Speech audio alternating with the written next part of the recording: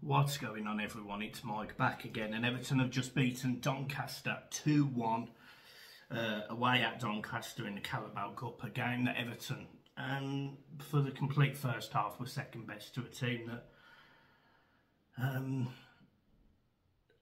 no disrespect to Doncaster, aren't very good themselves. They're struggling in the league that they're in. And to be honest, we made them look like the Premier League side. We looked awful. Composure on the ball was shocking. First touches was horrendous. Playing through the channels was poor. There was no ability to stop the ball, think, compose yourself, open your body up and play that pass. You always know what a lower league team is going to do. You always know that they're going to start the game with an intensity, a press, or they're going to try and keep the ball, because essentially they don't want a Premier League side or a Championship side to have it for very long, because the longer they have the ball, the more they dominate the game, the more they can play at their pace, which means they'll tire out the other team, which means essentially they kill you just by keeping the ball. Doncaster did phenomenal tonight. So first of all, massive shout out, massive praise to Doncaster, their players, their fans. Massive shout out to them tonight, because they were exceptional. They were really, really, really good. They were composed. The lad on the right hand side, Molyneux, he looks a real player. I mean, I don't know anything about him, but he looks a real player. I was really, really happy that we at least changed things at half time, because we needed to. You know, we were 1-0 down. Again, poor defending, and we saw this all night.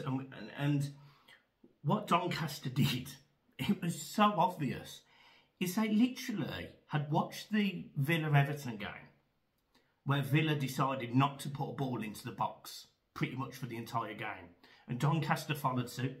Every corner was either a short corner, little 10-yard pass, or it was a pass to the edge of the box.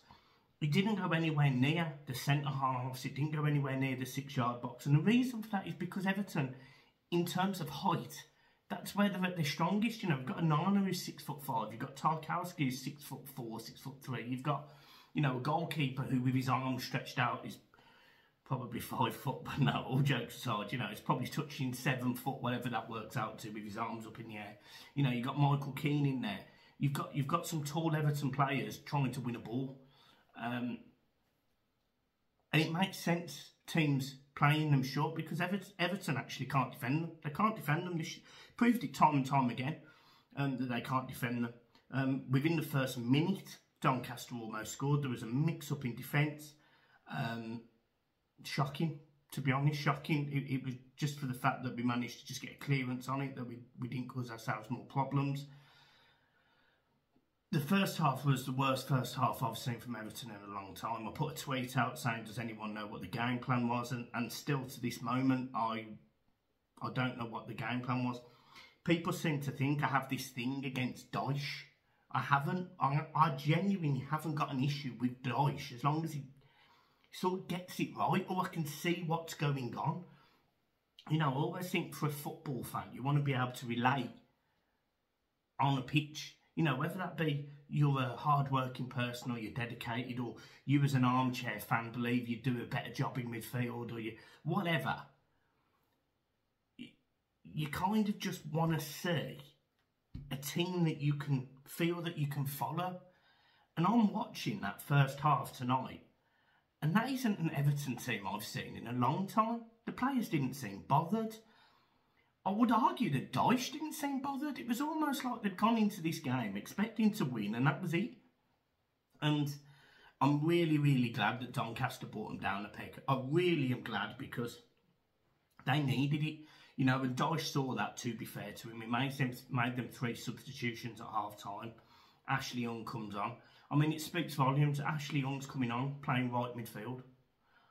I'm not dissing Ashley Young. I'm not saying that 10 years ago Ashley Young was not a phenomenal winger, because he had been a great winger at Watford.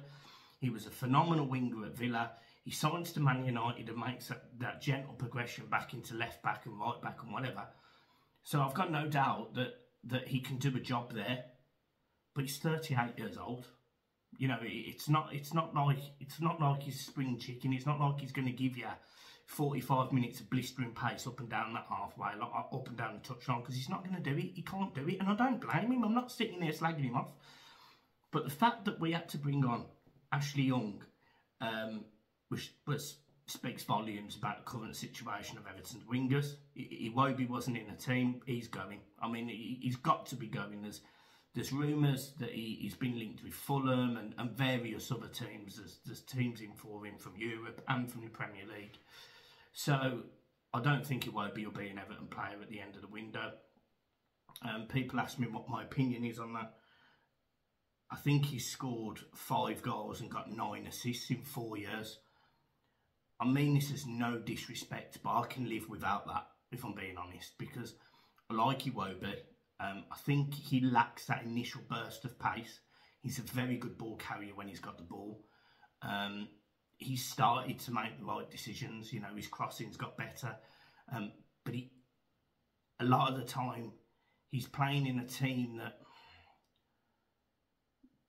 we're moving away from the sort of slower build-up. We're playing more direct, and I just don't think it's going to suit him long term. So I don't think Iwobi will be an Everton player. Damari Gray's definitely leaving. We just don't know where. So Everton need 1, if not 2 wingers at this point. I actually didn't think in the summer we'd need wingers, but we definitely do.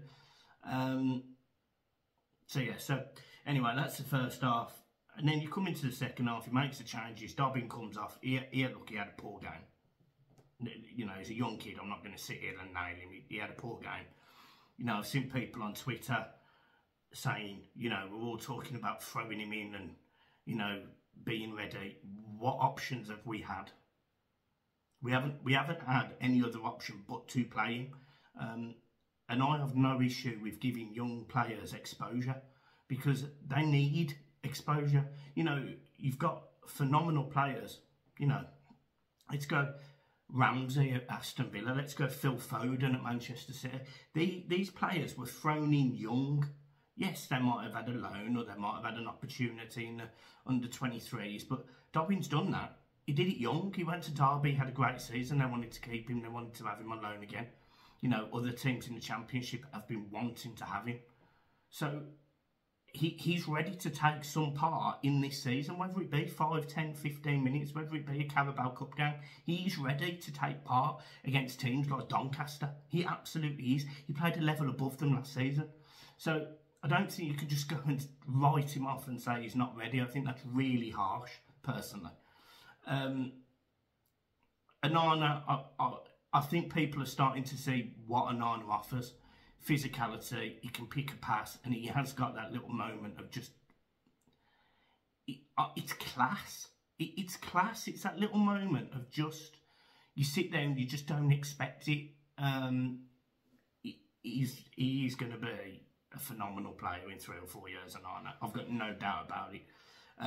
You know, the people wanting to sell him now, saying that he's not good enough, or, you know, he's in the wrong... he's in an Everton team at the wrong time.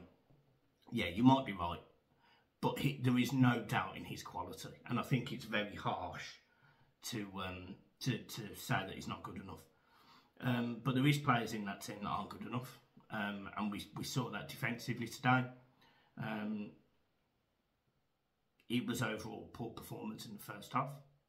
Then we talk about the second half, and Everton started to get into gear. Beto comes on at half time, and if I'm being honest, he changes the game. He adds that pace, that physicality.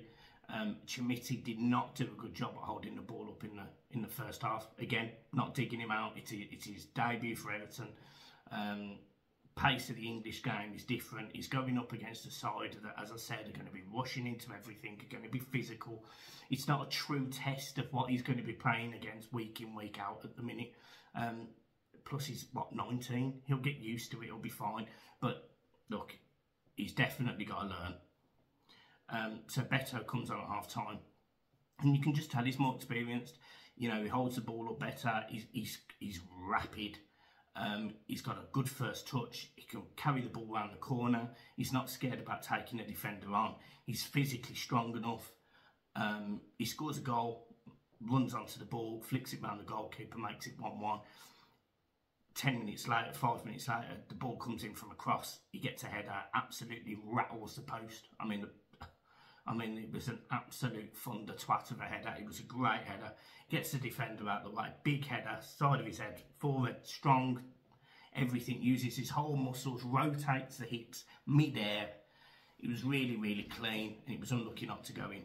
And then at that point, Everton just took control of the game, which is what you expect from a Premier League side. You expect the last 20, 25 minutes, you expect the Premier League sides to come into it.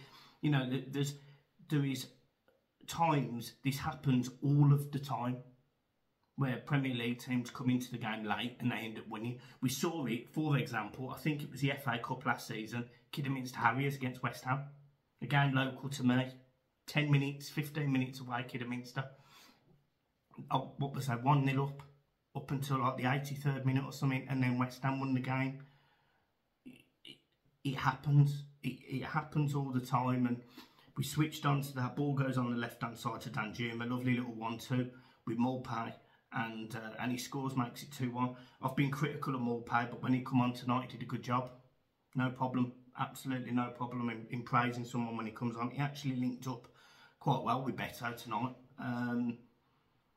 So fair play to him. If you know, he might be playing for a move, or he might be playing for, you know, a shirt at Everton. I don't know, but fair play to him. He did all right tonight when he come on. So fair enough.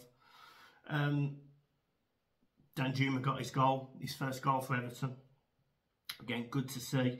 Takes it round defender, slots into the bottom corner. Keeper's a hand away from it, to be fair. And then we had other chances. Ladrissa Garnegay passes to Beto too late. I don't know why he doesn't pass to him earlier. And that probably would make it 3-1. Beto scores anyway, but he's offside. James Garner runs onto a ball, a misplaced pass from the left back. Smashes it into the centre half, and we just can't pick up the pieces. But again, that was another opportunity. Danjuma hit the crossbar, cuts in again, right foot. Just flicks the top of it. There was a shout, and it was a fair shout for a penalty for Doncaster. They hit the ball, it hits Mikalenko's hand. Now, it depends on whether you would deem it hand away from his body, whether you would say that he's in an orthodox or unorthodox position. When you're sliding for a ball, your hands do tend to go up. So I think it would be a penalty. If VAR was around today, I think it would be a penalty. But I think it would almost be, not a harsh one, but it would be one that I would understand given. I just can understand why his hand was there as well. So it was a tough one. But all in all, it's not a great night for Everton. You know, I'm not sitting there praising this team. I'm certainly not. I'm praising certain individuals, Beto and Arna. I thought Takore worked hard. I thought Ladrissa Garnegay, his composure on the ball in midfield was excellent. I just have big concerns about the team's mentality, and that does stem from the manager. It's frustrating because I always liked Dosh, and I like him as an individual now, but I don't see a game plan. I don't see that tactical astuteness. What he did at half-time today, any fan would have done. You know, you would have saw that in the centre of the park we were losing the ball too easy. He makes the change.